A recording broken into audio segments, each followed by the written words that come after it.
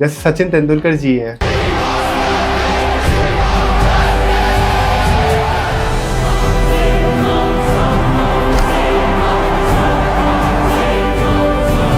वो उनको god of cricket इसीलिए बोला गया है क्योंकि ही हैड दैट डिसिप्लिन। एक जो अपने लिए जो एक नियत होती है ना, to work hard for the country, वो अच्छी होनी चाहिए, नियत अच्छी होनी चाहिए। नियत अच्छी होनी चाहिए। लेकिन वो धीरे धीरे आज का जो यूथ है, वो जो जिनको फॉलो कर रहे हैं, वो बहुत इंपॉर्टेंट है कि हम किसको रोल मॉडल बना रहे हैं।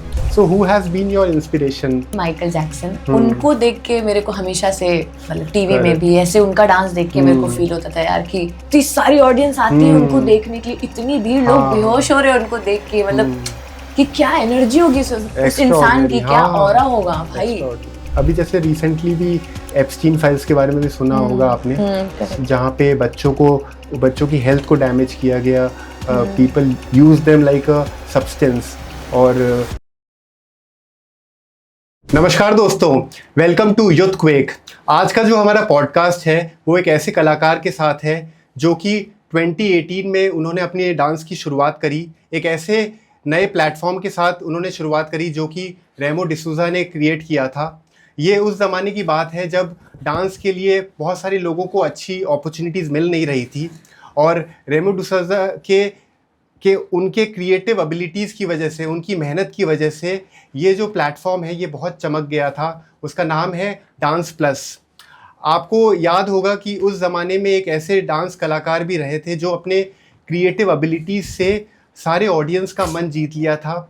और सबसे अच्छी बात उनके डांस की ये थी कि उनका स्टाइल यूनिक था, उनके मूव्स यूनिक थे, और ऑडियंस बहुत ज़्यादा मेस्मराइज्ड हो गई थी उनके उस परफॉर्मेंसेस की वजह से, क्योंकि बहुत टाइम के बाद एक फ्रेश डांस फॉर्म उनको देखने को मिल रहा था।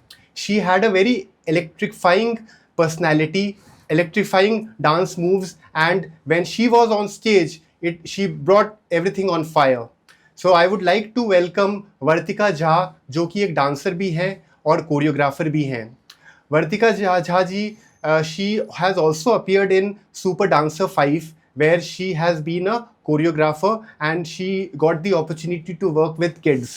सबसे अच्छी बात ये है कि जैसे हम कहते हैं कि किड्स जो होते हैं वो, उनका बचपन जो होता है वो, उनसे बहुत कुछ सीख सकते हैं हम। और डांस भी कहीं ना कहीं एक ऐसा ही फ्रीडम का माहौल हमें महसूस कराता है कि हम एक फ्री बर्ड, एक बच्चे की तरह अपने आप को वो फीलिंग दे सकते हैं। तो क्योंकि ये बहुत मुश्किल होता है कि हम एक क्रिएटिव दुनिया का हिस्सा बन पाएँ, ये बहुत मुश्किल होता है कि हम अपने ड्रीम्स को फॉलो कर पाएँ। ये बहुत मुश्किल होता है कि दुनिया के जितने भी चैलेंजेस हैं उनका सामना करने के बावजूद भी हम अपने दिल की सुने और आगे बढ़ें। तो मुझे बहुत खुशी हो रही है कि मैं आज वर्तिका झा जी को अपने पॉडकास्ट बुला पाया हूँ, और we are going to have an interaction. I am sure हमारी ऑडियंस को ज़रूर पसंद आएगा। सो वेलकम वर्तिका। हाय नमस्ते। नमस्ते। So it's a pleasure to have you on the show, and we all are great fans of your dance, your work, and being a personality who has chased her dreams and been a creator of her own in the dance forms, because it was like एक ज़माना था जब हम एक traditional form of dance को follow कर रहे थे, जहाँ पे सरोज जी ने बहुत लेजेंडरी काम किया, गोविंदा जी ने अपने खुद के स्टेप्स बनाए, and we had Vaibhavi Merchant and Geeta Ma, as we all know. So जब हमने उन सब डांस फॉर्म को देखा, फिर उसके बाद जब you came like a very shining thing wherein we really got surprised कि ऐसा energetic form, क्योंकि हमने उस शो को रेगुलरली देखा और ये समझा कि even people were very surprised with your creative abilities, and also how you made things very very easy, very normal, and it made us feel कि आप बहुत ज़्यादा डिवाइन हैं, बहुत ज़्यादा नेचुरल हैं। तो ये जो डांस का फॉर्म जितना मैं समझ पाता हूँ वो बहुत यूनिक होता है, और वो ऐसा होता है जैसे भगवान की कृपा होती है जी। तो आपकी डांस की जर्नी कहाँ से शुरुआत हुई, and what made you to get into dance, और अपने थोड़ा फैमिली के बारे में भी ज़रूर बताएं। जी, तो एक्चुअल में मतलब डांस का मेरे को हमेशा से, मतलब छोटे से मम्मी पापा बताते कि हम कहीं भी जाते थे या कोई भी फंक्शन में, प्रोग्राम में, तो आई यूज टू डांस हमेशा। ऐसा डीजे वीजे पे बजता है ना, अपने शादी वादी में डीजे लगते हैं, तो वहाँ पे हम डांस वगैरह ऐसा करते थे। पर धीरे धीरे बड़े होते गए, स्कूल्स में भी हम ज्यादातर डांस में पार्टिसिपेट करते थे और स्पोर्ट्स में भी, पर डांस में ज्यादा मेरा मन लगता था। तो धीरे धीरे करते करते करते एक टाइम पे मेरे को रियलाइज हुआ कि शायद यार मेरे को ये काम ही है जिसमें सबसे ज्यादा मजा आ रहा है। डांस करने में मेरे को एकदम हाईएस्ट फील होता है। तो करते करते करते करते 9th में हम पहुंचे, तब मेरे को ऐसा हुआ कि यार शायद मेरे को प्रॉपरली डांस ही as a career, as a फोटे मतलब फॉलो करना चाहिए, आगे बढ़ना चाहिए उसके थ्रू। तो ये बात हम मम्मी पापा से किए और वो लोग मेरे को कभी मना नहीं किए। तो फिर उसके बाद हम करते रहे, ऑडिशंस देते रहे, बहुत सारे ऑडिशंस दिए। फिर टीवी शोज के ऑडिशन दिए, एक शो का ऑडिशन दिए, डांस दीवाना, जिसमें मेरा सिलेक्शन नहीं हुआ। फिर डांस प्लस सीजन 2, 3 का भी ऑडिशन दिए। Then I got selected in season 4। फिर सीजन 4 में हम एंड तक, फिनाले तक गए। एंड मतलब मम्मी पापा, मेरे 2 बड़े भाई हैं, उन दोनों का पूरा सपोर्ट था मेरे को हमेशा से। बस वो लोग बोलते थे कि भाई लोग बोल रहे थे कि पढ़ाई कंप्लीट करके 12th तक फिर जाओ बाहर, पर मेरे को मानना नहीं था। मेरे को 10th के बाद ही आना था, क्योंकि हम तभी ऑडिशन दे चुके थे और मेरा पढ़ाई कंप्लीट हो नहीं पाता, because I got selected in dance plus season 4। और बस यही, फिर फादर बोले कि 10th के बाद ही आप जाओ बाहर, कोई टेंशन नहीं है। तो 10th के बाद ही ऑडिशन वगैरह दिया और सिलेक्ट हो गए। तो फिर वहीं से जर्नी शुरू हो गई। और जिस जगह से हम हैं एक्चुअली, वहाँ पे थोड़ा सा मतलब वहाँ का लोगों का माइंडसेट, या जो भी क्या बोल सकते हैं उस चीज़ को, जो थॉट्स हैं वो बहुत ब्रॉड नहीं है। एंड पता नहीं कैसे मेरे मम्मी पापा का वैसा नहीं था। So I was very lucky to have them. And बस यही कि वो लोग पूरा सपोर्ट किए, तो मेरे को हमेशा एक 100% बैक सपोर्ट मिला है। तो मेरे लिए वो बहुत लकी था। और यही था कि फिर मेरे लिए चीज़ें इजी कहीं ना कहीं हो गई थी। फिर सब कुछ मेरे ऊपर था कि हम किस तरीके से उसको यूज़ करते हैं, उनका सपोर्ट। तो वो मेरे लिए फिर इम्पोर्टेंट था कि I have to work hard for that. Right. So ऐसा रहा मेरा जर्नी। ये एक्चुअली ये बहुत बड़ी बात होती है कि जब इनिशियल रिजेक्शंस आते हैं, एज यू हैव सेड कि फर्स्ट, सेकंड और थर्ड में you got rejected and then you still fought for fourth.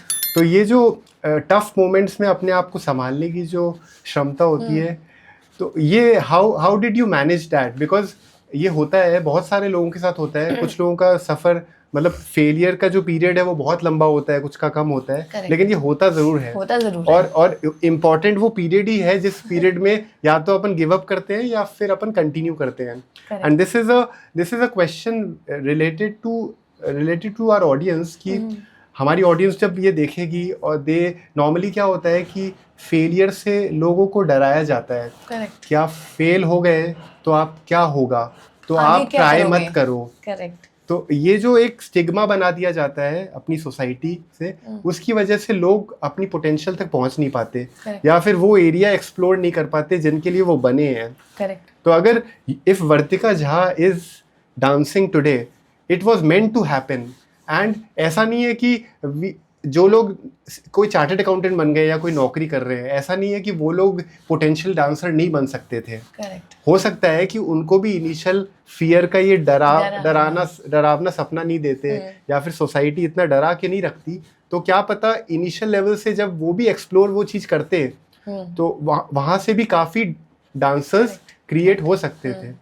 तो ऐसे समय को जब आपने पार किया, तो आप क्या मैसेज देंगे ऑडियंस को कि आपको अपने आप को कैसे संभालना चाहिए इन डिफिकल्ट टाइम्स? ओके, सो अब ये बहुत बार हुआ है कि ऑडिशंस में सिलेक्शन नहीं हुआ है। और डांस प्लस जैसे टीवी जैसे वाला जो शो होता है, तो हमें ना हमेशा एक स्लिप मिलता है जो हम लोग ऐसे अपना वेस्ट पे या कहीं भी लगा सकते हैं। और जैसे ही अगर आपका सिलेक्शन नहीं हुआ, तो कैसे 10 लोगों को बाहर बुलाते हैं लाइन में, मतलब कर लिए, फिर 10-10 का ग्रुप बनाते हैं, क्योंकि बहुत सारे लोग रहते हैं ऑडिशन में लाइन में। तो 10-10 का ग्रुप बनाते हैं और हमें रिजल्ट अनाउंस करते हैं, ठीक है। और जो सिलेक्ट नहीं होते उनको बाहर वो स्लिप फाड़ के जाना होता है, पता नहीं क्यों। मेरे को वो नहीं पता क्यों उस पे पूरे नंबर्स और डिटेल्स लिखे। अच्छा। और वो इतना बुरा फील होता है ना, इतना बुरा, वर्ल्ड का सबसे बुरा दिन लगता है वो कि यार सिलेक्शन नहीं हो और ये फाड़ के भी भेजने बोल रहे, ये भी नहीं कि रख लूं याद में रहे मेरे। अच्छा, तो वैसा होता है।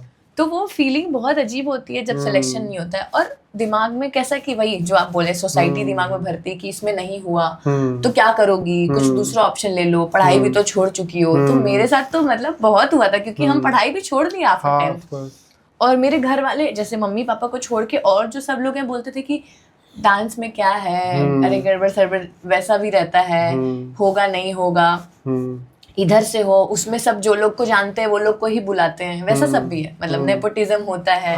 तो बहुत सारा चीज था, मतलब मेरे बहुत सारी चीजें तो शायद मेरे मम्मी पापा मेरे तक आने भी नहीं दिए होंगे, जो फैमिली वाले बोलते होंगे वो लोग अपने तक ही सीमित कर लिए होंगे, वो भी है। और प्लस जैसे ऐसे लोग बोलते थे तो मैं हमेशा मेरे दिमाग में, लेकिन पता नहीं क्यों मेरे को ऐसा नहीं था कि शायद मेरे से नहीं होगा, मतलब मेरे दिमाग में ये आता ही नहीं था, क्योंकि हम सेल्फ बिलीव, और हम बहुत पावरफुल समझते हैं अपने आप को। पता नहीं ये एक मेरा, पता नहीं वो सही है कि गलत है, पर मेरे लिए वो सही है। क्योंकि फिर ना आप जब कुछ सोचते हो, एक अपना पॉइंट ऑफ व्यू रखते हो ना, तो कोई और उसको हार्म नहीं कर सकता। बस मेरा वही होना चाहिए कि वो सही हो, चॉइस सही हो मेरी, वो भी इम्पोर्टेंट है। अगर कोई सही का समझा रहा है तो ऐसा भी नहीं कि मेरे को वो नहीं सुनना है, मेरे को वो भी सुनना पड़ेगा, पर एक अपना भी वो रखना होगा कि हाँ नहीं ये सही है। हाँ, रैशनल रिव्यू। करेक्ट। वो होता है कि हम कभी कभी अपने सक्सेस को इतना सर चढ़ा लेते हैं कि we don't even take the opinion of elders या फिर जो एक्सपर्ट लोग हैं, करेक्ट, उनका ओपिनियन लेना छोड़ देते हैं हम। करेक्ट, वो बहुत जरूरी है, वो नहीं छोड़ सकते। तो हम हमेशा अपने को मतलब कभी मतलब वो नहीं किए, डाउन नहीं किए अंदर से, पर फैमिली वालों को तो थोड़ा तो होता ही होगा। और मेरे को लगता था कि यार कैसे होगा, क्या होगा, इतना कभी ये सोचे नहीं, बस कभी कभी कैसे हल्का होता है ना कि थॉट आता है, पर हम तब भी बैठ के सोचते थे कि यार, पर कहते हैं ना कि मेहनत करो, दिल से करो तो कोई भी चीज हो ही जाती है। तो मेरे को ये हमेशा दिमाग में आता था कि हम कर लेंगे, हम कर लेंगे। और हम ऐसा घर पे बैठ के ना टीवी जैसे जो शो आता था, जैसे और सीजन आए डांस प्लस के, तो हम ऑडिशन दिए पर हुआ नहीं। पर घर में बैठ के ना ऐसा टीवी देखते थे मम्मी पापा के साथ, तो हमेशा बात करते थे ऐसा देख के। और ये एकदम रियल हुआ है मेरे साथ, ये मैनिफेस्टेशन मेरा रियल हुआ है। ऐसा देख के हम लोग आपस में बात करते थे, मम्मी यार यही वाले शो में मेरे को जाना है, यहाँ पे ज्यादा ना बातचीत कम करते हैं, मतलब स्टोरी पे बात कम करते हैं, तो मेरे को नहीं ये वाले में जाना है क्योंकि डांस ज्यादा है इसमें।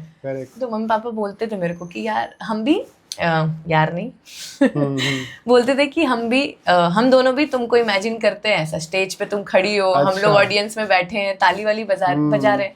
पता नहीं मेरे मम्मी पापा की वजह से मेरे दिमाग में हम ऐसा मैनिफेस्ट कर पाते थे चीजें कि हाँ हम बैठे हैं, हम खड़े हैं, हम भीड़ में बीच में डांस कर रहे हैं, लोग मेरे लिए चिल्ला रहे हैं, शिट, हम वो इमेजिन करते थे अपने आप को ऐसा करते हुए टीवी देख के। और मम्मी पापा भी इमेजिन करते थे, तो पावरफुल ऑफ कोर्स लगता है बहुत, क्योंकि जैसे मान लो बच्चे ने अपनी इच्छा जताई, और पेरेंट्स का जो जवाब होता है ना वो मैटर करता है, बहुत मैटर करता है। अगर पेरेंट्स बोल दे कि ये क्या बकवास चीज सोच रहे हो, तो फिर हिज और हर ड्रीम्स गेट शैटर्ड, मेरी एनर्जी पूरी लो हो जाएगी। और मेरा वो लोग सोचिए साथ देते थे, बोलते थे कि हम लोग इमेजिन कर रहे हैं तुमको वहां पे, हम लोग खड़े हैं भीड़ में ताली बजा रहे, तो मैं ऐसा हो जाता था कि यार मम्मी पापा भी ऐसा सोच रहे मेरे लिए, शिट। तो मेरे को रियल लगता था वो कि मेरे पेरेंट्स ऐसा बात कर रहे हैं तो रियल है। अगर वो लोग बोलते थे भग के का फालतू बात कर, तो मैं ऐसा हो जाता कि यार सच में मैं फालतू बात कर रहा हूँ, मतलब मैं डिफरेंट नहीं बन पाता और लोगों से।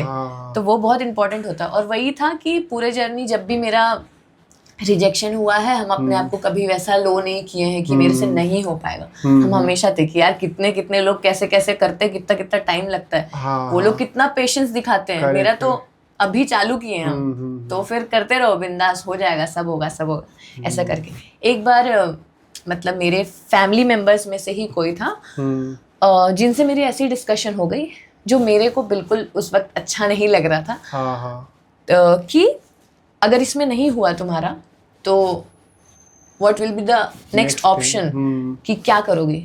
तो पता नहीं मेरे दिमाग में ऐसा होता है कि आप कभी भी जैसे एक ट्रैक फॉलो करते हो या आपका एक एम है, तो आप कभी भी दूसरा ऑप्शन अगर रखते हो तो आप कभी भी इसमें सक्सेसफुल नहीं हो पाओगे। करेक्ट। क्योंकि मेरे दिमाग में हमेशा बैक ऑफ द माइंड रहेगा कि यार मेरे पास ये नहीं हुआ तो ये तो है ही, ये तो हो ही जाएगा।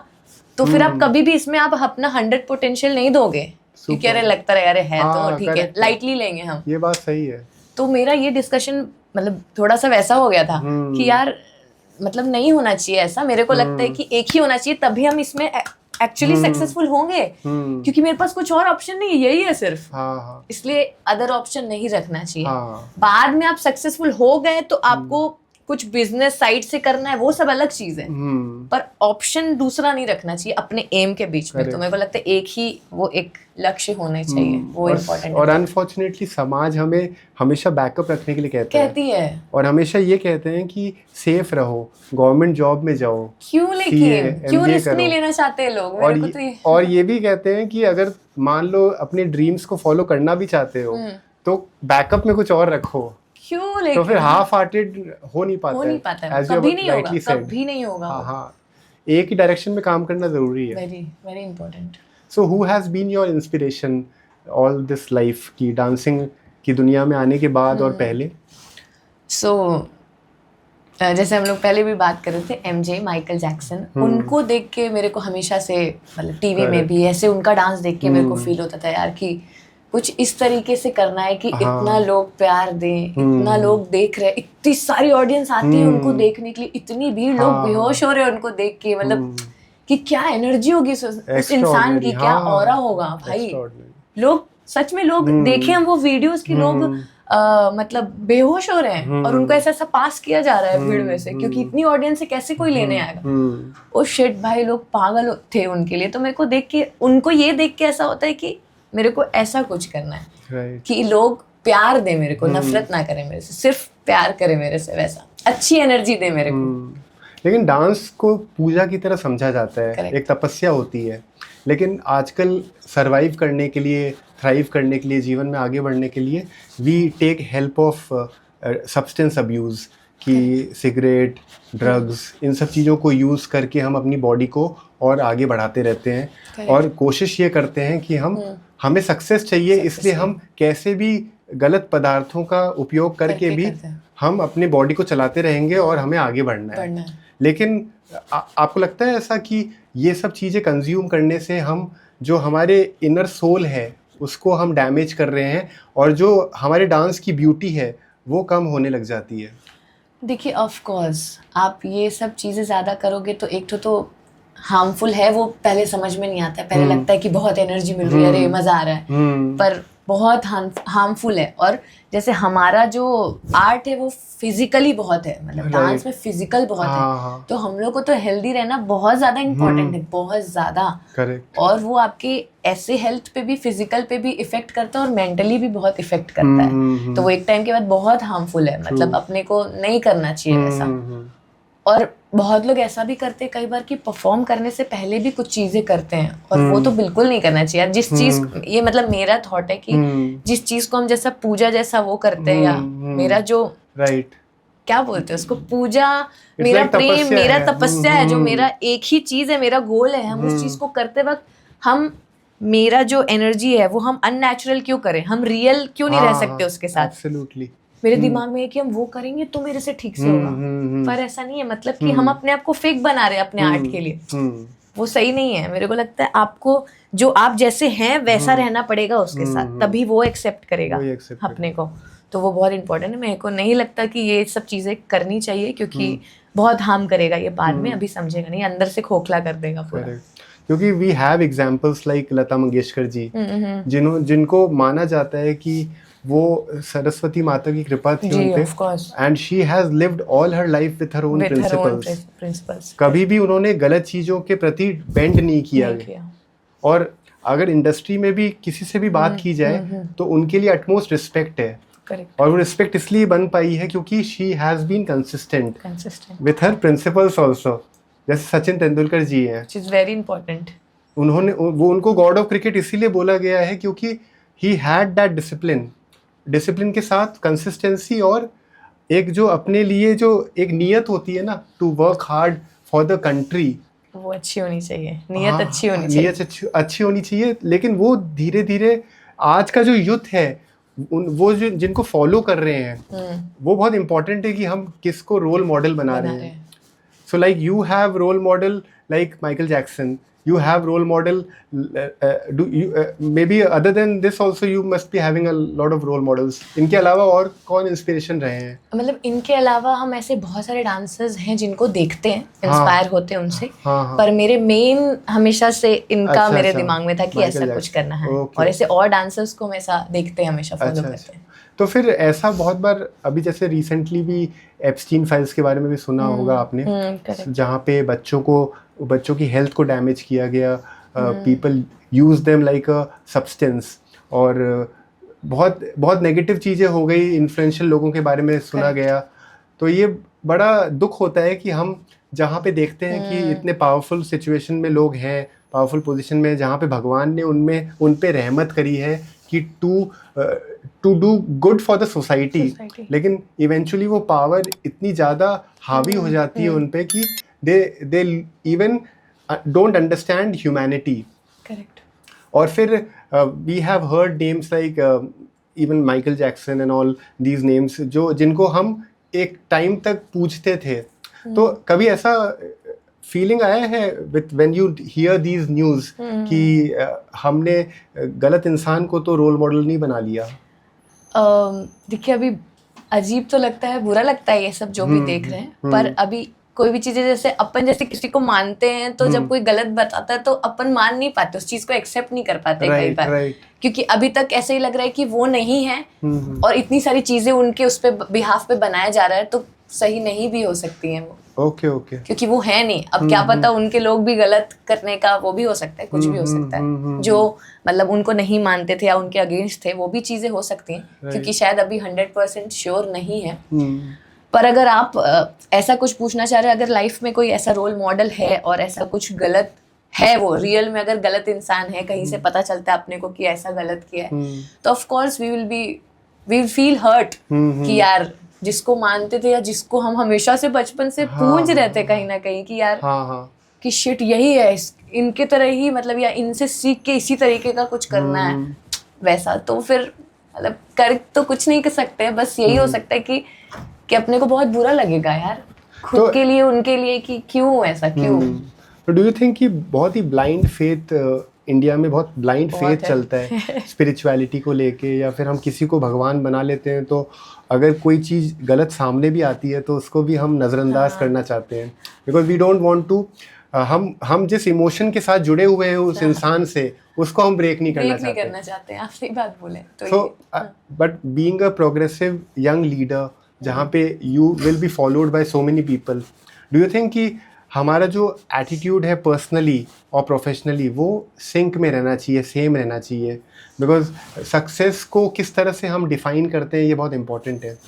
Now the audience will be looking up to you also, and what if you hear such kind of news, तो मैसेज क्या देना चाहेंगे आप कि अगर आप एक क्रिएटिव वर्ल्ड को रिप्रेजेंट करते हैं, you want to move ahead with dance, and someday obviously you will be having a very big name. तो ऐसा जब ये स्टोरीज बैकग्राउंड में हिस्ट्री में हमें पता चलती हैं, तो as a progressive person what change you would like to bring as a dancing representative, कि इतिहास में जो हुआ वो हुआ, पर वर्तिका झा अपना नाम एज अ लेगेसी क्या प्रस्तुत करना चाहेगी टू द ऑडियंस? तो मेरे को ये लगता है जो सब ये सारी चीज़ें हैं, और मेरा क्या इस पे रहेगा हमेशा कि आप जैसे हो मतलब कि आई थिंक रियल रहना चाहिए। सबसे पहली बात तो इंसान को रियल बनना पड़ेगा, ऐसे भी और वैसे भी, स्क्रीन पे भी, बाहर भी, कहीं पे भी। Real is very important.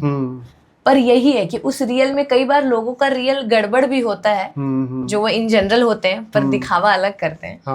तो वो भी इम्पोर्टेंट है कि अब आपको ये भी समझना है कि अगर आप उस पद पे पहुंचे हो, इतना लोग प्यार दे रहे हैं, तो आपको उनके साथ अच्छा ही रहना पड़ेगा। अच्छा मतलब वैसा नहीं अरे कर लीजिए, खा लीजिए, वैसा वाला नहीं। इन जनरल एक general intention should be good. Correct. एक बेसिक जो अच्छाई होती है, जो हम सबको पता है कि ये बेसिक होना चाहिए। रिस्पेक्ट समवन, मतलब जितने भी जिससे मिल रहे हो आप रिस्पेक्ट करो उसकी, मतलब वो नेचुरल जो आना चाहिए। अगर आप उस उस मकाम पे आप अगर उस मकाम पे नहीं भी पहुंचे तो भी इम्पोर्टेंट है to be a good human being, क्योंकि वो आपको सेटिस्फाई करेगा कहीं ना कहीं। आप कभी भी रिग्रेट में नहीं रहोगे लाइफ में कि यार हम क्या कर दिए। आप हमेशा खुश रहोगे अगर आप लोगों के लिए, खुद के लिए, सबसे पहले तो खुद के लिए भी अच्छा करना है और लोगों के लिए भी, तो आप हमेशा ना एक अंदर से वाला ना खुश रहोगे, भले आपके पास पैसा कम हो। राइट। ये हम हमेशा ऑब्जर्व किए हैं, जब पहले भी दिक्कत रहा है पैसे का, जब भी होता था, पर हम हमेशा फील करते थे यार हम लोग कितने अच्छे से, कितना खुश है। नहीं भी पैसा वैसा नहीं है, वो हमेशा इम्पोर्टेंट नहीं है। ठीक है, नीड्स है, जब जैसे अब हम बाहर हैं, रह रहे हैं, तो वो सब खर्चे तो हैं, तो वो वाला बेसिक जरूरी तो है, ठीक है, पर happiness is very important. Health और हैप्पीनेस, और हैप्पीनेस से भी हेल्थ सही होता है, ये हम मानते हैं बहुत ज़्यादा। तो ये बहुत इम्पोर्टेंट है। और अगर आपको आगे बढ़ना है, जैसे आप पूछे मेरे से कि कैसे आप लोगों को क्या बताना चाहोगे कि कैसा होना चाहिए एक सक्सेसफुल इंसान। देखिए, अभी तरीका सबका अलग अलग हो सकता है, पर मेरा मानना ये है हमेशा से कि जो मेरे मम्मी पापा भी हमेशा बताते हैं कि आप आर्ट को सीख के आर्टिस्ट तो अच्छे हो जाओगे, पर एक अच्छे आर्टिस्ट में एक अच्छा ह्यूमन बीइंग भी होना वेरी इंपॉर्टेंट। ये हमेशा मेरे को मम्मी पापा बताया और ये मेरे दिमाग में हमेशा रहता है कि वर्तिका ये हमेशा ध्यान देना कि कभी फ्लो में बह मत जाना, कि कभी समझ में ही नहीं आ रहा है। हमेशा लगे थोड़ा भी गड़बड़ हो रहा है, अपने लोगों से बात कर लो, डिस्कस कर लो कि हो रहा है क्या कुछ ऐसा, क्योंकि कई बार ना फ्लो में इंसान को समझता नहीं है कि वो गलत जा रहे हैं। तो वेरी इंपॉर्टेंट जो आप बोले कि अपने बड़ों से या अपने से जो एक्सपर्ट लोग हैं जिन्होंने प्रूव किया है अपने टैलेंट को, उनका ओपिनियन या उनका एडवाइस वेरी इंपॉर्टेंट, बहुत ज़्यादा ज़रूरी है। सो बस यही है कि आप अच्छे ह्यूमन बीइंग रहो, अपने काम के टुवर्ड्स डेडिकेटेड रहो, and discipline is very important. तो ये कुछ चीज़ें हैं जो बहुत, और आपको 100% तो अपने आर्ट को देना पड़ेगा। आप जब तक 100% नहीं दोगे तो आप वो भी है सक्सेसफुल नहीं होगी। तो ये 2-3 चीज़ें मेरे को लगता है बहुत इम्पोर्टेंट। क्योंकि ऐसा होता है कि जब पैसा आ जाता है ना, तो हम इंसान को इंसान नहीं समझते and we treat them very like a pet. Correct. तो वो बहुत मुश्किल होता है, और हम ये सोचते हैं कि सामने वाला इंसान जो अपने से नीचे जो हैं उनकी हम जब कदर नहीं करते हैं तो भगवान ये देखते हैं। ऑफ कोर्स देखते हैं। क्योंकि I have seen videos which were very depressing related to बड़े लोग जो इंसानों को किस तरह से ट्रीट करते हैं। When I see something like this, I get that realization कि इनके पास सब कुछ होने के बावजूद भी they are not a good human being। तो ये मुश्किल हो जाता है। और ऐसा ही एक वाक्य मेरे को याद आ रहा है जो कि 2018 की बात है, जब सरोज जी हमारे लेजेंडरी डांसर, उन्होंने भी एक ऐसा स्टेटमेंट दे दिया था रिलेटेड टू कास्टिंग काउच। तो उन्होंने उस टाइम ये कह दिया था कि इट इज़ द सोसाइटी और the internal world is not to be blamed. अगर ब्लेम करना है तो उस लड़की को ब्लेम करो, इंडिविजुअल पर्सन को जो ये कर रहा है, जो who are entering into this looking for a shortcut to achieve their dreams, तो उनको ब्लेम करो। लेकिन जब ऐसी बात सामने आती है तो एक सोसाइटी को ना एक पुश मिलता है। जो एनवायरनमेंट क्रिएट लोगों ने किया है, जो इन्फ्लुएंशियल लोगों ने वो एनवायरनमेंट जिन्होंने ये किया है, उनको ये पुश मिलता है कि दिस इज एक्सेप्टेबल। और ये बहुत डेंजरस है, क्योंकि जब बड़े बड़े लोग इस चीज़ को एक्नॉलेज करते हैं कि गलती लड़की की है, जब बड़े बड़े पॉलिटिशियन रेप होने के बाद ये कहते हैं कि गलती लड़की की है, छोटे कपड़े क्यों पहने, बाहर इस समय क्यों गए, इस समय नहीं जाना चाहिए, तो that becomes a problem in the society only कि ये चीज़ें बहुत एक्सेप्टेबल है। और फिर the girl herself will get that feeling at the end of the day कि क्योंकि सोसाइटी में कोई है ही नहीं सुनने वाला, सो हम भी इस भेड़चाल में जुड़ जाते हैं और नॉर्मल हो गया, नॉर्मल हो गया सब लोगों के लिए, और तो एबनॉर्मल भी नॉर्मल की श्रेणी में आ गया। और it is a dangerous thing for the future also, कि क्योंकि क्राइम की एक सीढ़ियों की बात है कि पहली सीढ़ी, दूसरी सीढ़ी, तीसरी सीढ़ी, क्राइम ऐसे ऐसे ऊपर बढ़ता रहता है। जब किसी ने पहली बार खून किया तो वो 10वें खून तक पहुंच सकता है, या पहले अगर किसी ने मांस मच्छी खाई तो वो बच्चों तक पहुंच पा रहा है। सही बोल रहा है। So it is the foundation what we are creating. Influence हो रहे लोग एक दूसरे को देख के, हाँ, बहुत ज्यादा, तो इसको नॉर्मल समझ रहे हैं। और उसकी वजह से आपकी बुद्धि खराब हो रही है, बहुत सारी what चीजें you नॉर्मलाइज eat कर you the become. And people don't understand a simple quote कि the pain of regret is higher than the pain of failure. Of course है ये है अगर मतलब लोगों को डराया जाता है सोसाइटी में कि तुम ऐसा ही करो, लड़कियों को बोला जाता है तुम इस तरह ही रहो, बाहर मत निकलना, you have to behave in this manner only, अपने सपनों को भूल जाओ, जो चीज़ बोली गई है वो करो. तो भले ही वो फेल अगर होती है तो फेल होने की ताकत दे ही नहीं रहे हैं. और अगर जीवन में किसी से अगर 60 साल 70 साल की उम्र में किसी भी इंसान से बात की जाए और उनसे पूछा जाए कि are you happy, are you a satisfied soul, तो ज़्यादातर फीडबैक यही आएगा कि वी आर नॉट हैप्पी. आप अपने दादी दादा किससे पूछ लीजिए, उनसे पूछिए कि क्या अपने जीवन से खुश हो, नहीं. उसका कारण क्या है? क्योंकि समाज ने उनको कभी मौका ही नहीं दिया अपने दिल की सुनने का. तो वो भले फेल हो कभी हाँ, कभी. हाँ भले फेल हो, वो बनना चाहता है डांसर लेकिन वो नौकरी ही करता रह गया, गवर्नमेंट जॉब ही करता रह गया. So it becomes very important for the society to understand. So like you have been a part of dancing world also, you have been a choreographer. तो दोनों बहुत अलग अलग लाइफ है. एंड आई बिलीव डांसिंग के beyond है choreography line. तो ऐसा क्या चीज़ है जो कि as a choreographer you have learned which you did not know while you were only a dancer? Okay, तो एक चीज़ मतलब जो मेरे को बहुत समझ में आया, और वो भी काफ़ी बाद, मतलब 2-3 शोज एज अ कोरियोग्राफर करने के बाद मेरे को ये रियलाइज़ हुआ. हाँ. कि जब भी एज अ कंटेस्टेंट हम लोग परफॉर्म करते हैं तो हमारा माइंडसेट सिर्फ अपने को लेके होता है कि हम कैसे परफॉर्म करने वाले हैं, या मेरे को माइंड से ऐसा पूरे टाइम मतलब फोकस्ड रहना होगा, मेरा ध्यान उधर होना चाहिए पूरा, और कुछ मेरे दिमाग में नहीं होता है. तभी सिर्फ मेरे परफॉर्मेंस पे मेरा दिमाग होता है. और मेरा माइंडसेट क्या होना चाहिए उस वक्त, फुल एनर्जी, फुल रिलैक्स्ड, मतलब रिलैक्स्ड भी, कुछ और दिमाग में नहीं आना चाहिए, सिर्फ कोरियोग्राफी का वो रहना चाहिए. कि कैसे करने वाले स्टेज पे बस एनर्जेटिक फील करना है मेरे को. पर प्रेशर तब होता है जब हमारे साथ कोई और परफॉर्म करता है, और जब हम एज ए कोरियोग्राफर उसको कोरियोग्राफ भी करते हैं विद टीम. तभी क्या होता है कि अभी दिमाग में बहुत सारी चीजें चलती हैं, खुद का भूल जाता है आदमी, उसका ज्यादा चलता है, क्योंकि वो तो अभी मेरे साथ फर्स्ट टाइम कर रहा है.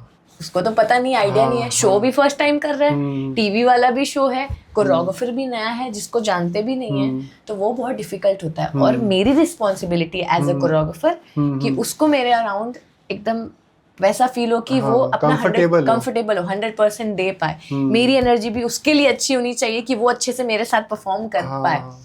और वही है कि कोरियोग्राफर को अपने स्टूडेंट को या अपने जिसको सिखा रहे हो उसको समझना बहुत इम्पोर्टेंट है.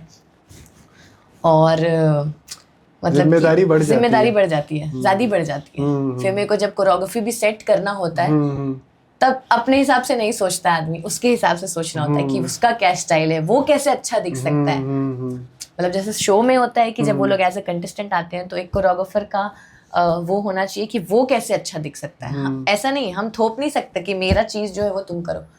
अगर वो एक अच्छा स्टूडेंट है तो वो भी करके दिखाएगा, ऑफ कोर्स मना नहीं करेगा. पर एज अ कोरियोग्राफर मेरा वो बनता है कि फ्रीडम दे, हाँ, कि उसको फ्रीडम दे. हाँ, पर जब कुछ नया ट्राई करना है तो हम वो भी ट्राई कराएंगे कि उसका पोटेंशियल भी तो बढ़े. तो मेरे को थोड़ा सा उसके साथ स्ट्रिक्ट भी रहना पड़ेगा और थोड़ा सा फन भी रहना पड़ेगा कि मेंटेन रहे, वो बैलेंस करके चलना पड़ेगा. और कभी ऐसा रिस्पॉन्सिबिलिटी लाइफ में ऐसा लिए नहीं कि कोई छोटा बच्चे के साथ, उसके बच्चों के साथ तो और ज्यादा हो जाता है. क्योंकि उन लोग बहुत ऐसे होते हैं कि मतलब लगता है उनको क्या बोला जाए. पर बहुत मजा आता है. सब लगता है कि हम ऐसे पेरेंट्स हो गए हैं एक बच्चे के, क्योंकि ख्याल रखना है पूरे टाइम. उनके पेरेंट्स हैं पर फिर भी रिहर्सल में तो वो पूरे दिन हमारे साथ हैं. तो एक बच्चों का कैसा माइंडसेट अलग होता है, मूडी होते हैं वो लोग. कभी खाना है, कभी डांस करना है, कभी कुछ करना है, तो उनके साथ थोड़ा ढलना पड़ता है. और कभी इतना मतलब ख्याल रखने जैसा इंसान करता नहीं है ना किसी का, छोटे जैसा प्यारा वैसा एक होता है ना अपने को. और बड़े ही फेलियर एक्सेप्ट नहीं कर पाते. बच्चों के लिए तो और मुश्किल होता है. अगर मान लो उनको आगे वाले राउंड में नहीं भेजा गया तो वो जो दुख है वो उसको you have to take care of that kid. Correct.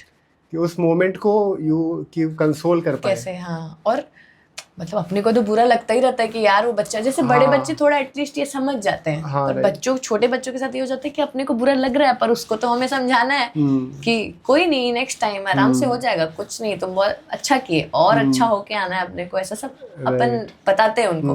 तो वही है कि ये रिस्पॉन्सिबिलिटी थोड़ी अलग हो जाती है as a choreographer, it's different. तब हम पूरा अपने बारे में नहीं सोच सकते, मेरे को बच्चे के बारे में ज्यादा सोचना होता है कि वो कैसे अच्छा दिखेगा या वो कैसे अपना बेस्ट दे पाएगा। तो व्हाट इज़ मोर इम्पोर्टेंट, खुद के माइंडसेट को संभालना या फिर किसी टेक्निक को समझना? कोई जैसे कोई डांस फॉर्म है, उसका टेक्निक जो आप सीखते हो, क्योंकि सीख सीख के ही आप बेहतर कर पाते हो। करेक्ट। तो वो डांस फॉर्म को सीखना ज़्यादा मुश्किल है या फिर अपने माइंडसेट को पॉजिटिव रखना?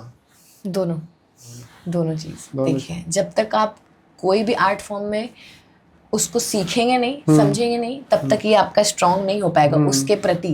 अपन जब तक कोई चीज में सक्षम हो जाते हैं, जब हम पूरा सीख लेते हैं, हम पूरा उसका जूस ले लेते हैं अपने अंदर, तभी हम यहाँ से कॉन्फिडेंट हो पाते हैं अपने माइंडसेट से। तब अपने को पता होता है कि जब हम उतरेंगे, करेंगे, तो हम, मेरे में इतना कॉन्फिडेंस है कि हम करेंगे तो अच्छा, मतलब गंदा नहीं करेंगे, बुरा नहीं करेंगे, क्योंकि हम इतने टाइम से करते आ रहे हैं। तो मेरे को अपना अपने आप को पहचानना कहते हैं उसको, मेरे कि अपने आप को पहचान जाएंगे तो आपका अपने आप माइंडसेट उस आर्ट फॉर्म को लेके स्ट्रांग हो जाएगा। तो आप कभी बुरा नहीं करेंगे, ओके करेंगे, अच्छा करेंगे, वैसा होता है। या तो गुड होगा या बेटर होगा, खराब तो खराब नहीं होगा, क्योंकि वो एक कॉन्फिडेंस अपने में आ जाता है कि जब करेंगे तो इतना उस चीज में उसकी पकड़ आ गई है कि जब करेंगे तो करेंगे वैसा।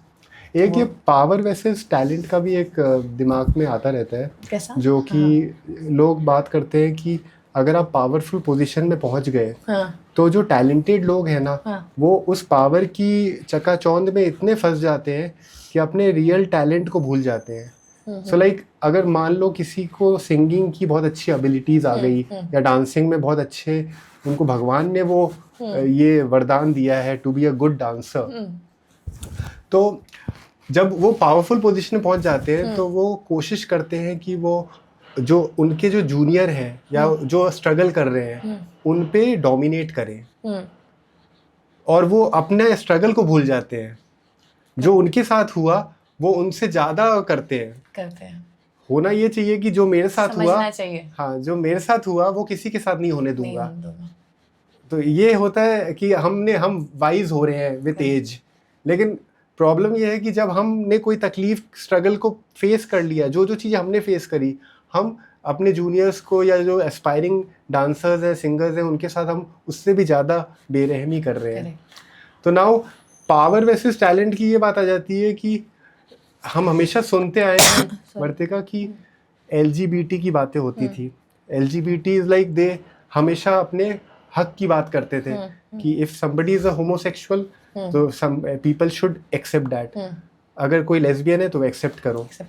लेकिन ये करने के चक्कर में वो एक्सेप्टेंस तो वो सोसाइटी से डिमांड कर रहे हैं, लेकिन जो हेट्रोसेक्सुअल है वो उनको अपने कैटेगरी में लेके आ रहे हैं by doing things which they can do, because वो पावरफुल पोजीशन में है, इन्फ्लुएंशियल पोजीशन में है, तो वो लोग उन लोगों को सप्रेस करते हैं जो जीवन में आगे बढ़ना चाहते हैं।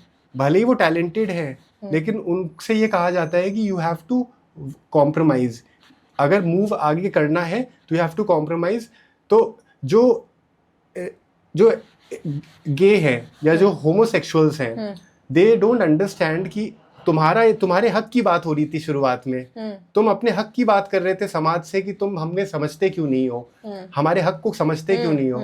अब जब वो समाज वो हक तुम्हारा समझ रहा है, तो जिनका जो बाय बर्थ हेट्रोसेक्सुअल है, जो हेट्रोसेक्सुअल मतलब हो गया कि लड़का लड़की को पसंद कर रहा है और लड़की लड़के को पसंद कर रही है, तो अगर वो जो नेचर ने उनको जैसा बनाया है, तो तुम क्योंकि पावरफुल पोजीशन में हो, तो तुम उनको दबा के उनको आगे बढ़ाने की कोशिश में आप उनको दबा के आप उनको अपनी कम्युनिटी में ऐड करना चाहते हो। अच्छा, उनको वो करके अपनी कम्युनिटी में ऐड कर रहे हो, and you are trying to add people in your community कि अगर कोई हेट्रोसेक्सुअल है कि तुम भी गे बन जाओ। बाय गिविंग वर्क, जबरदस्ती, हाँ जबरदस्ती, बाय गिविंग वर्क। करेक्ट।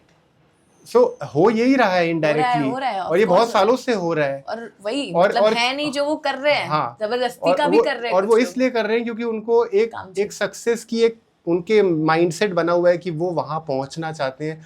उस सर्च के पीछे भाग भाग के वो अपने आप को खो रहे हैं, और जब वो वहां पहुंच जाते हैं तो भी वो अनहैप्पी रहते हैं। सो दे डोंट अंडरस्टैंड कि सक्सेस की रियल परिभाषा क्या है। सो पावर वर्सेस टैलेंट की अगर अपन बात करें, you being this belonging to this industry, belonging to this generation, what is your take on this कि आगे का जीवन एज अ लेगेसी ऑल्सो, कि कैसे सोचते हो कि अगर भगवान ने तुमको अपॉर्चुनिटी दिया to be a source of livelihood for many people, तो what changes you would like to bring? कि अब जैसे you have seen a lot of struggle, 2017 से यू आर वर्किंग हार्ड, अभी 2026 चल रहा है, ऑलमोस्ट 10 साल से मेहनत कर रहे हैं, तो बहुत सारी तकलीफें देखी होंगी। तो अपनी तकलीफों से सीख के अपन क्या चाहते हैं कि आगे की जनरेशन को वो तकलीफें नहीं मिले, तो व्हाट काइंड ऑफ इकोसिस्टम और platform you would like to create? Okay, तो आप एक चीज़ बोले थे कि जैसे अपना कि बाद तक अच्छे रहे हम लोग, तो इम्पोर्टेंट है कि आप अपने नीचे वाले को कैसे ट्रीट कर रहे हो। हाँ। मतलब जैसे हम अभी हैं कोई जगह पे पहुंच गए, हाँ। तो हम स्ट्रगल देखे और हम बहुत सब कुछ देखते हुए हैं, बहुत मेरे पास नहीं था पैसा, हम इतने अमीर नहीं थे, गरीब फैमिली से ही थे, और बहुत बैकवर्ड फैमिली से भी थे। तो मेरा जो हुआ धीरे धीरे मेरे को समझ में आ रहा, हम बहुत सक्सेसफुल हो गए हैं। अब वो मेरे पे है, वो मेरा चॉइस है कि हम अपने नीचे वाले को या अपने जो टीम वाले या जो भी है उनको कैसे ट्रीट करते हैं। जो आप ये बात बोले कि कई बार हमें समझना चाहिए कि हम जिस चीज से गुजर के आए हैं, अभी उसका वो फेज चल रहा है, तो आई शुड अंडरस्टैंड। या तो हम लोग कई बार ऐसा करते हैं कि अबे मैं भी तो किया था, उसको भी करने दो, मतलब उसके साथ भी करेंगे वैसा गड़बड़ जो मेरे साथ हुआ था। हम समझेंगे नहीं उसको, हम और करेंगे उसके साथ। हाँ, और वो ये भी एक बात है कि जैसे one has reach to this level, और कोई अभी शुरुआत कर रहा है, तो जो यहाँ पहुंच गया है ना, वो और ऊपर पहुंचना चाहता है। Correct. वो कोशिश ये नहीं कर रहा कि इसका हाथ पकड़ के मेरे तक लेके आऊं। सो इट डिपेंड्स कि आप किस तरह के इंसान हो। चॉइस, हाँ, चॉइस इज वेरी इंपॉर्टेंट कि आप मतलब आपका उस वक्त वहां पहुंचने के बाद चॉइस क्या है कि आपको उसको समझना है जो आपके साथ काम कर रहा है, क्योंकि वो भी वही फेज से गुजर रहे हैं जो हम गुजर चुके हैं। मेरे को हेल्प करना है, उसको बताना है कि कैसे कर सकते हो, या गाइडेंस दूंगा, या तो छोड़ दूंगा उसको उस हाल पे, या फिर पाँव से उसको तो हम नीचे दबा रहे हैं, गलत करूंगा इसके साथ। हाँ, तो ये नहीं होना चाहिए। तीन चॉइस हो सकते हैं, या तो उसको छोड़ दो, अपने से उसको समझने दो, that is also good choice, और एक या तो मैं थोड़ा हेल्प करूँ उसको, थोड़ा तो गाइडेंस दे दूं। हेल्प अच्छा नहीं करो तो बुरा मत करो यार, मतलब कि उसको दबाओ मत। फिर तो मेरे को लगता है ये जो यहाँ पे बंदा है ऊपर, वो कभी इससे आगे नहीं बढ़ पाएगा, वही रुक जाएगा या तो उससे नीचे आ जाएगा, क्योंकि उसको जो पावर मिला, जिस चीज से वो होके गया, उसमें वो लोगों को हेल्प नहीं कर रहा है, या जो अपने हैं जिनको करना चाहिए उसको ही नहीं कर रहा है, तो उसका कोई मतलब नहीं। तो वो अपना चॉइस है, और उसको सही करने के लिए देखिए अब का जो जनरेशन वैसा हो गया है कि लोगों को समझाना विच इज वेरी डिफिकल्ट, क्योंकि लोग मतलब हाँ ऑफ कोर्स अभी वही है कि जो लोग मानने वाले होंगे बात, जैसे अभी हम ये बात बोलेंगे तो मेरे को जो लोग देखते होंगे जानते होंगे, शायद वो लोग जो मेरे रियल फैंस होंगे वो मेरा बात मानेंगे, पर पूरी दुनिया को तो इंसान वो नहीं कर सकता। शायद हम एक टाइम पे उस जगह पे पहुंच जाए तो पूरी दुनिया भी मेरी बात मान सकती है। एंड मेरे को ये वाली चीज़ों में यही लगता है कि बस वही है, तुमको आजू बाजू लोगों को समझते हुए चीज़ों को ध्यान में रख के आगे बढ़ना है, लोगों के लिए हेल्प करते रहना है, ये सब सारी चीज़ों में। और एंड वाला क्या आप पूछे थे मेरे से कि what legacy you would like to keep, कि क्या ऐसा क्या करना चाहेंगे जो एस्पायरिंग डांसर्स की मदद हो? ऐसा क्या करना चाहेंगे कि उनकी मदद हो? जैसे कि रेमो डिसूजा जी ने 2018 में ये प्लेटफॉर्म लाया है। अच्छा, वैसा ये बहुत ही यूनिक था, कैसे हेल्पफुल हो सकता है उनको ग्रो करने के लिए। ये बहुत यूनिक था।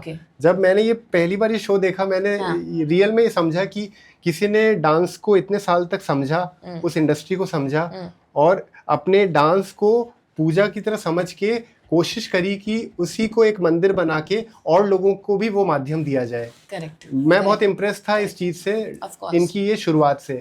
वैसे ही डू यू थिंक कि you are also going through workshops, कितने वर्कशॉप्स करते Correct, हैं, correct, कितना कुछ और ब्रांड्स एड शूट्स होते हैं, इतना कुछ करते हैं, तो अभी स्ट्रगल बहुत ज़्यादा है। बहुत ज़्यादा है। तो based on your struggle what do you think कि ऐसा क्या करना चाहिए कि एक बहुत अच्छा सिस्टम क्रिएट हो कि और लोगों को मौका मिले?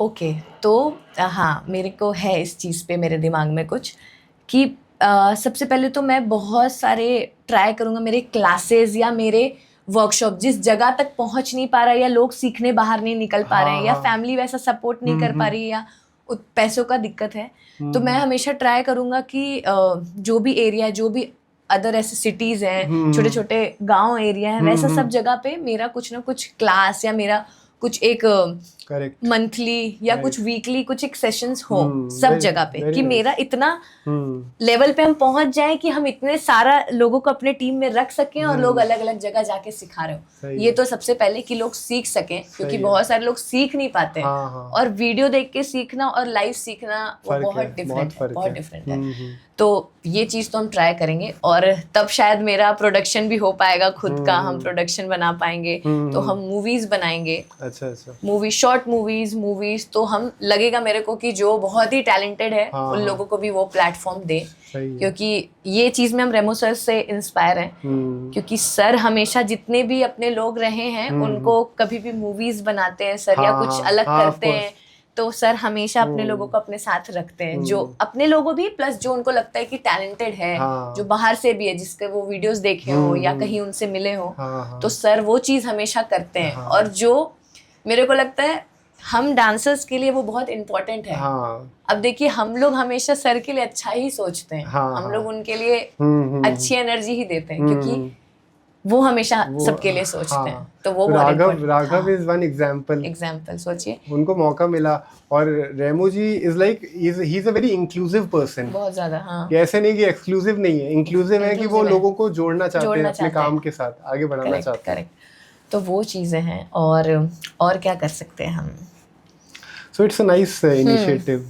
आई एम श्योर बहुत सी चीज़ें हैं which you can definitely do. Correct. पर होता क्या है कि हम कभी कभी अपने इस रोबोटिक स्टाइल में काम करते रहते हैं, अपने आप में खोए रहते हैं, तो हम बहुत सी चीज़ें भूल जाते हैं, मिस कर जाते हैं, तो ये डिफिकल्ट हो जाता है for the society to progress. तो आपका फेवरेट कंटेस्टेंट कौन रहा है? साथ में इतने लोगों के साथ आपने काम किया, तो सबसे ऐसा इंसान यू थॉट कि वो नायाब है, डिफरेंट है, very true to his work? हाँ, मतलब बच्चे लोग तो सभी प्यारे थे मेरे। हाँ, ऐसा हाँ. और पर अगर आप ऐसा पूछ रहे हैं तो मतलब मेरे को सबसे ज्यादा ऐसा लगाव, और छोटा भी था इसके लिए उससे, ऐसा संचित। अच्छा, क्योंकि हम लोग पूरे 8 महीने साथ में थे, क्योंकि वो शो लॉकडाउन के टाइम लॉकडाउन आया था, तो हम लोग पहले शूट किए, फिर लॉकडाउन हो गया।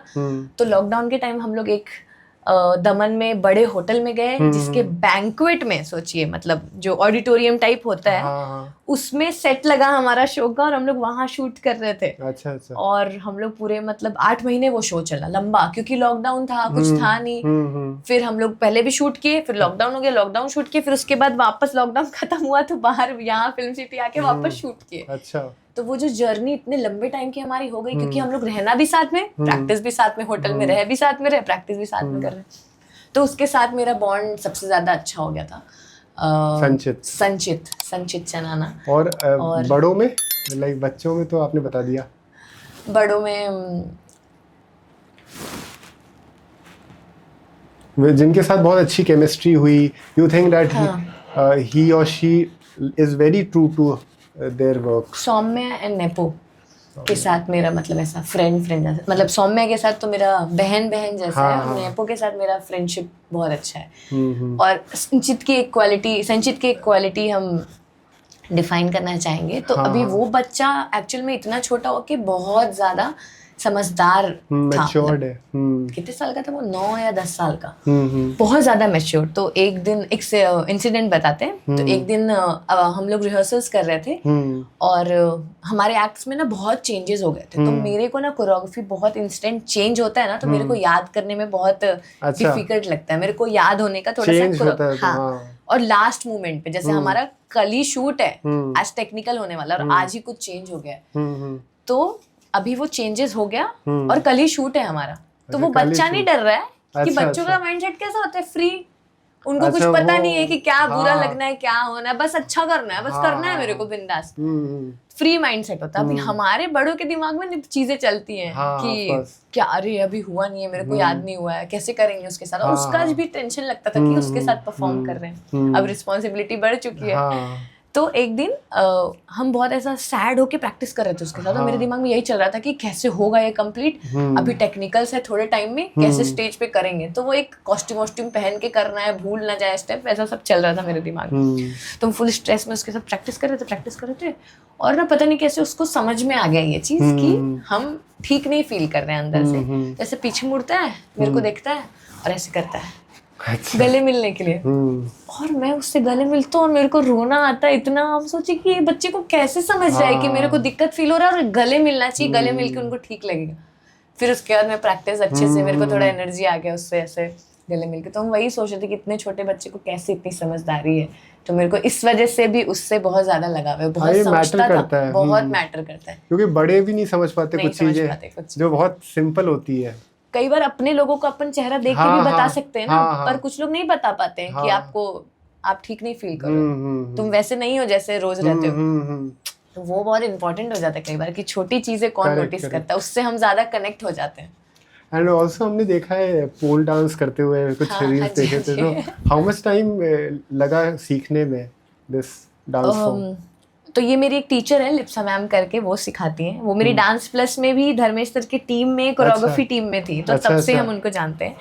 एंड वो बहुत बाद में पोल सीखी और अभी सिखाती हैं, वो इतना अच्छा सीख गई है। और हम जाते रहते हैं बीच बीच में, हम रेगुलर क्लासेस नहीं जा पाते हैं क्योंकि मेरा थोड़ा बैक का भी प्रॉब्लम है। तो पोल में कैसे कि अपने को ऊपर भी जाना होता है, तो मेरे को मतलब फिर भी बेसिक थोड़े बहुत चढ़ने, लटकने, थोड़ा घूमने, मेरे को लगता है मंथ के अंदर मेरे को वो थोड़ा बहुत समझ में आ गया। क्योंकि अपन डांस करते तो थोड़ा बहुत वो स्ट्रेंथ रहता है, अपने को पुश पुल का आइडिया है, तो पोल में पूरा वैसा ही है। तो एक मंथ में मेरे को बेसिक समझ में आ गया, अभी मेरे को एडवांस आता नहीं है। बट देन यू वर जो रील देखे ना हमने, तो इट वाज लाइक कि बहुत अच्छा कर पा रहे हैं। कट में है वो वीडियो, एक फ्लो में नहीं है, कट में है, तो हो जाता है, पर लंबे देर तक पोल पे रह नहीं पाते, उसके लिए स्ट्रेंथ ज्यादा चाहिए, प्रैक्टिस चाहिए उसके साथ, तो वो प्रैक्टिस करना पड़ेगा। जो मैंने रील देखी थी उसमें तो you were in the like at the top of the poll. हाँ। तो इट वाज वेरी ऑब्वियसली, ये नीचे से ऊपर जाएंगे तो वो फॉर्म को समझना सीखना बहुत मुश्किल तो होता ही है। तो अभी 2 टाइप के पोल भी होते हैं, एक नॉर्मल जो स्टील वाले होते हैं, और जो हम वीडियोस बनाए हैं वो ग्रिप वाले हैं। अच्छा। एक मतलब मैम ऐसा लगा के रखी है क्लास में कि एक ही सिर्फ ग्रिप वाला, जिसमें किसी को दिक्कत हो रहा है या कभी अपन पैंट्स पहने हैं तो उसमें कर सकते हैं, दैट इज इजी। पर जो ये बिना पोल वाला, like one is grip and one is steel type वाला, तो उस पे आपको थोड़े शॉर्ट्स वगैरह ही पहनने पड़ेंगे, क्योंकि स्किन से ही अपने ग्रिप बनता है उसमें, तो तब इजी होता है। तो उसमें डिफिकल्ट होता है ज्यादा देर टिकना, उसमें हम लगता है कि 1 मिनट तक टिक सकते हैं, 30 सेकेंड मेरे को लगता है। ये वाले में 1 मिनट तक हम टिक सकते हैं, जो ग्रिप वाला है, तो वो थोड़ा इजी होता है क्योंकि उसमें पूरा ऐसा खुरदुरा टाइप का नहीं होता, तो उससे ग्रिप अपना अच्छा होता है। पर स्टील वाले में थोड़ा डिफिकल्ट होता है, वो स्लिपरी होता है, बहुत ज्यादा स्लिपरी होता है, उसमें ग्रिप स्किन पूरा ऐसा खींचता है अपना। That is what I was wondering कि ये फॉर्म इतना मुश्किल है, तो है मुश्किल तो है, बहुत चैलेंजिंग रहा होगा। तो do you find any problem in Indian parenting? जिस तरह से परवरिश करते हैं माँ बाप बच्चों की, कोई कमी आपको लगती है जो आप बदलना चाहोगे after you being a parent? Okay, तो अभी जैसे हम वॉच किए हैं कुछ लोगों को, कि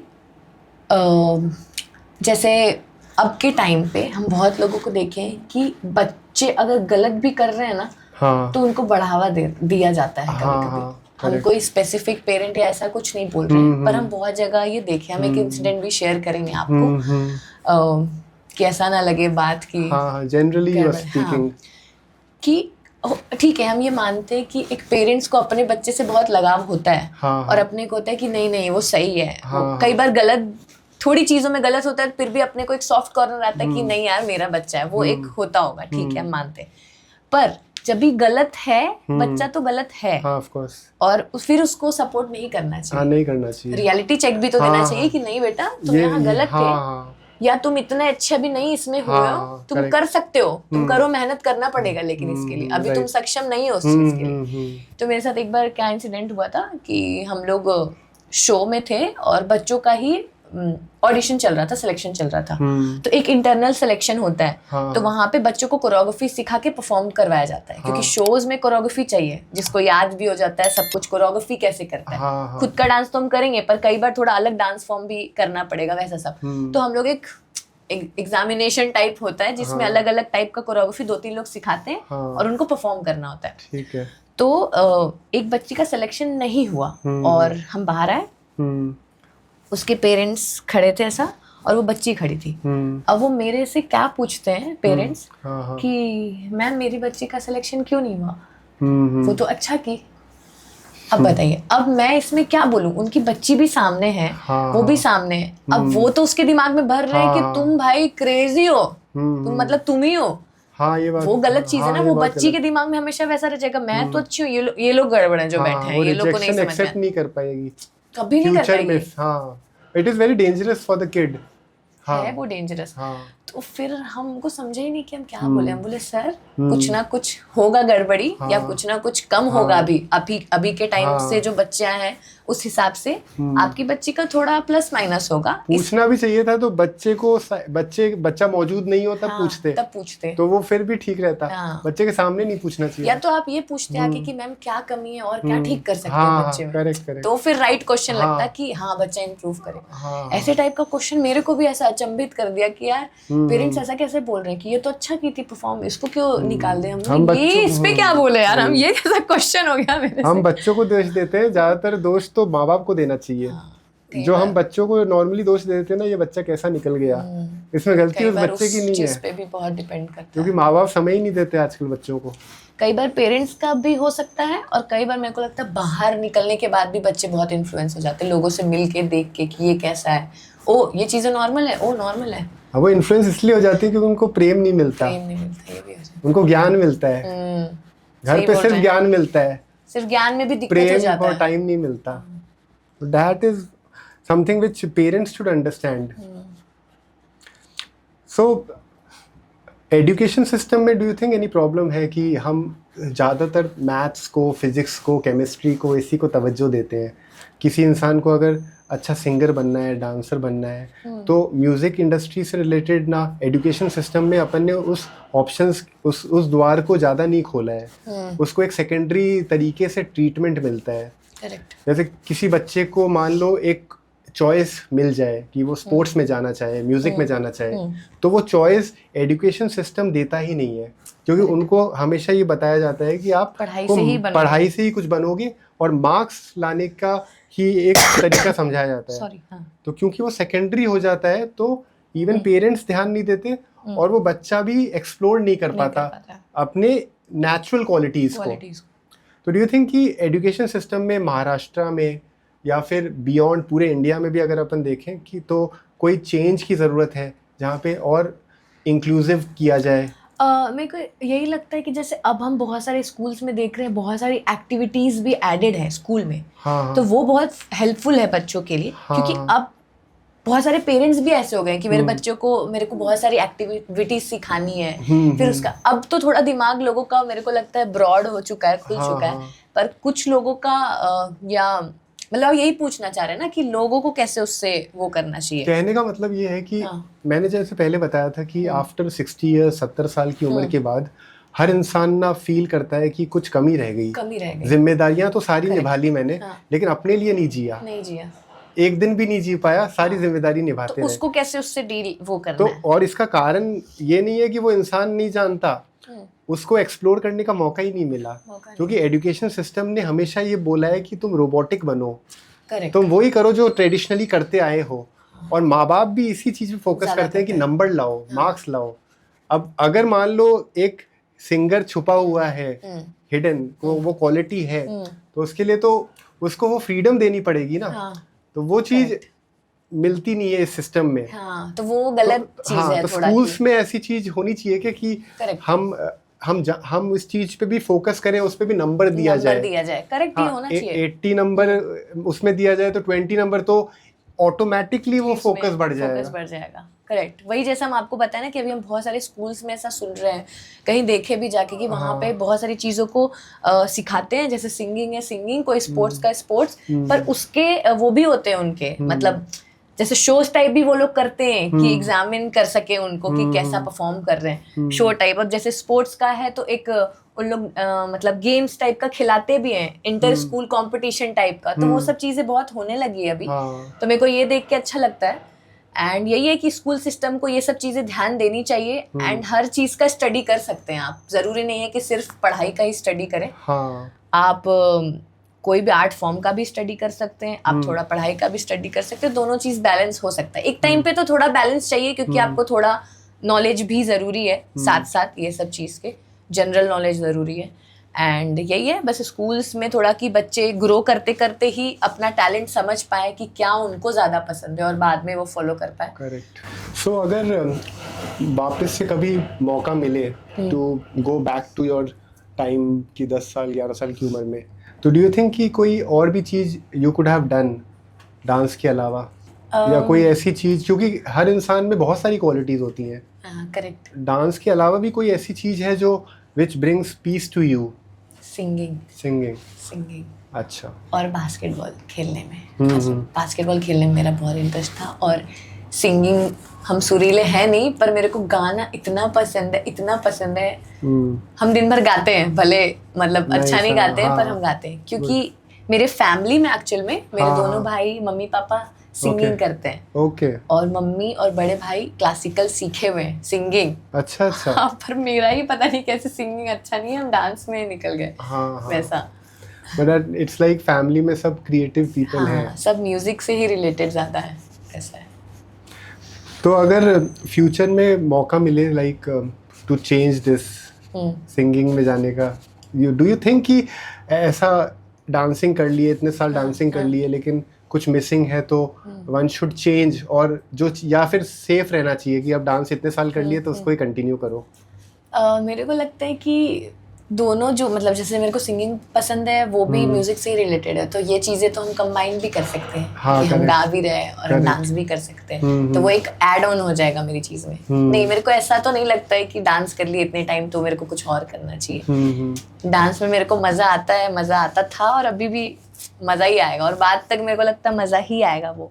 अगर हम शायद डांस प्रोफेशनली भी एक टाइम पे नहीं कर रहे होंगे, या मेरी एज भी हो गई होगी जब हम प्रॉपर कर नहीं पा रहे होंगे, पर फिर भी मेरे को तब शायद डांस हिल लेने में भी इंजॉय आएगा कि यार मजा तो आता है करने में। तो वो तो है, एक फीलिंग उसमें है ही वो, मतलब अपन जैसे इन जनरल भी इंसान पार्टी वार्टी जाता है तो अपने आप ग्रूव करता है, गाना सुन के अपने आप ग्रूव करता है, तो मजा तो आता ही है। ये होता है, लेकिन फिर हम कॉन्शियस हो जाते हैं क्योंकि उस चीज पे इंसान वो नहीं करता ना, या आपका चॉइस नहीं होता कि मेरे को यही करना ही है हमेशा, कि तो आप उस पे वर्क करें या फ्री हो जाएं उस चीज के साथ। पर हमारा जिनको करना था तो वो तो वही माइंडसेट लेके चले कि यार मेरे को अब यही करना है, तो फिर वो इंसान खुल जाता है, धीरे धीरे वो इजी हो जाता है फिर।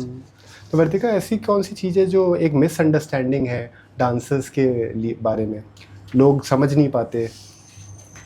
ओके, तो एक मिसअंडरस्टैंडिंग बहुत बड़ी अभी हमारे में ऐसा है कि एक टीवी रियलिटी शो और एक है अंडरग्राउंड, मतलब टीवी रियलिटी शो कमर्शियल और एक वर्कशॉप्स एंड ऑल। नहीं, अभी बताता हूँ आपको, एक्सप्लेन करता हूँ, डिफरेंट है ये थोड़ा। अंडरग्राउंड वाली चीजें और कमर्शियल मतलब अब हम लोग टीवी पे आगे करने लगे, कोरियोग्राफीज होती है सिर्फ, और अंडरग्राउंड बैटल्स। तो उसमें डांस बैटल्स होते हैं, और वहाँ पे म्यूजिक रैंडम बजाया जाता है, मतलब अलग अलग म्यूजिक आपको ऑन स्पॉट फ्री स्टाइल करना है। तो अभी एक बहुत अजीब सी मिसअंडरस्टैंडिंग या क्या बोलेंगे उसको पता नहीं, पर हाँ वैसा ही मेरे को लगता है मिसअंडरस्टैंडिंग, क्योंकि कई बार जैसे हम कुछ लोगों से मिले अंडरग्राउंड के, तो अभी वो लोग भी बहुत टाइम से मेहनत कर रहे हैं। हाँ। और जो इधर है शो वाले में, मतलब जो अंडरग्राउंड में है वो भी मेहनत कर रहे हैं, जो शो में है वो भी मेहनत कर रहे हैं Right. अपने लिए। मतलब सब- वो लोग सब अपना equal बेस्ट दे मेहनत रहे कर हैं, रहे हैं, हाँ हाँ। इक्वल मेहनत कर रहे हैं, सब हाँ। अपना बेस्ट दे रहे सब हैं। best अब दे वही है कि सबके लाइफ में कुछ का स्ट्रगल, मतलब टाइम का डिफरेंस होता हाँ, है। हाँ। कभी किसी को जल्दी थोड़ा, किसी को थोड़ा बाद, Correct. तो वो डिफरेंस है बस, और हाँ। कुछ नहीं।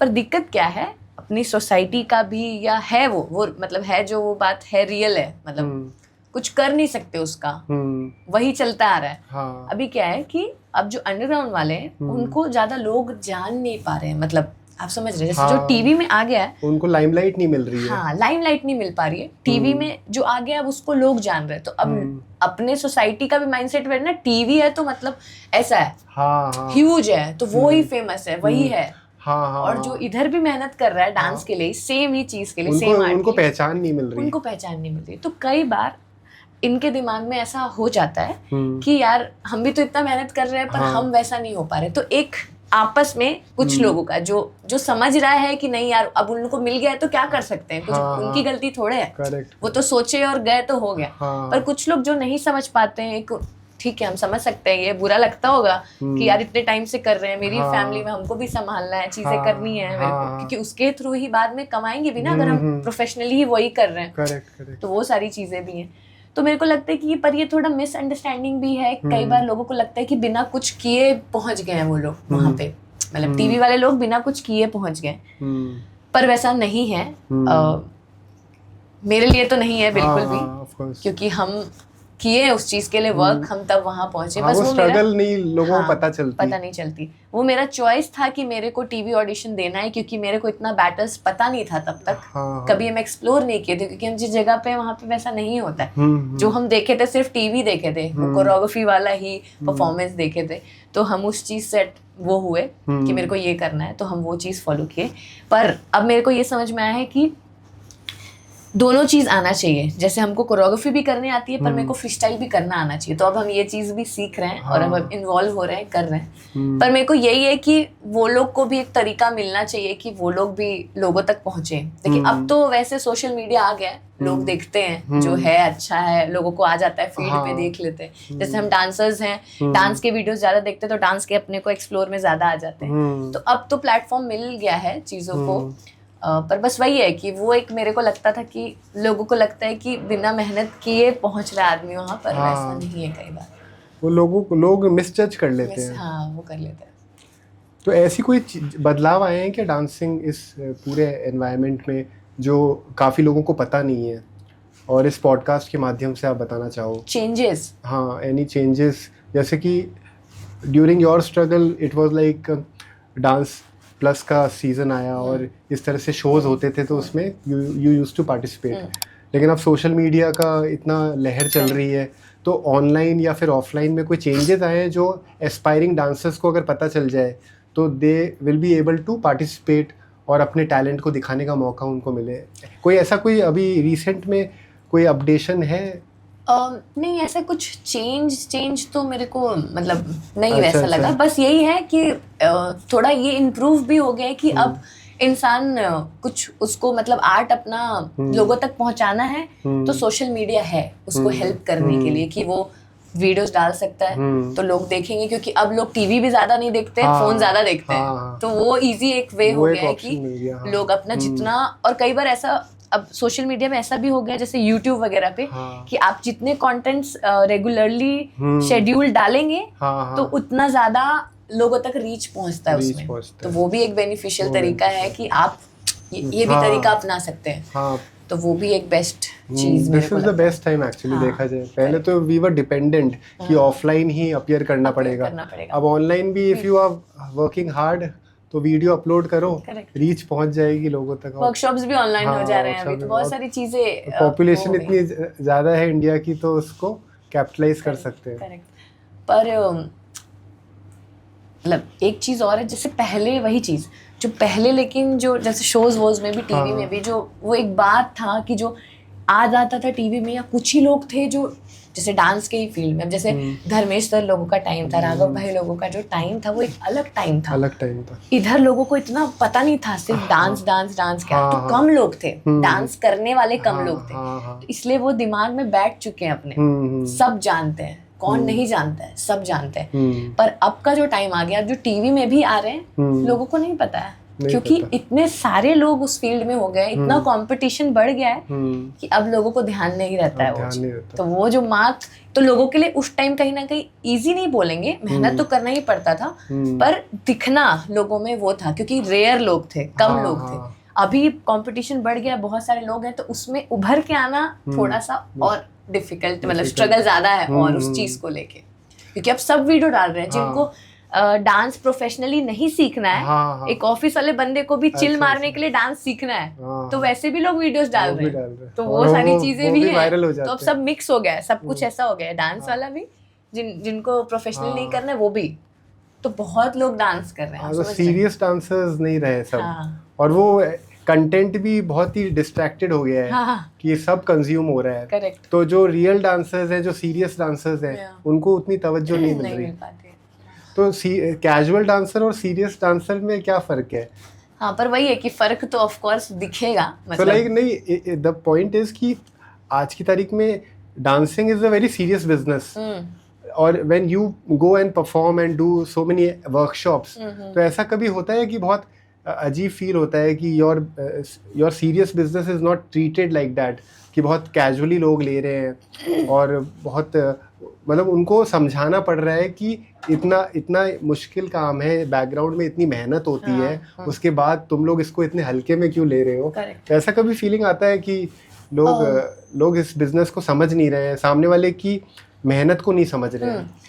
तो अभी जैसे मतलब ऐसा तो एक्सपीरियंस हम कभी इतना ऐसा किए नहीं कि कोई वैल्यू नहीं कर रहा है, जो आया है सीखने फिर वो सीखता है।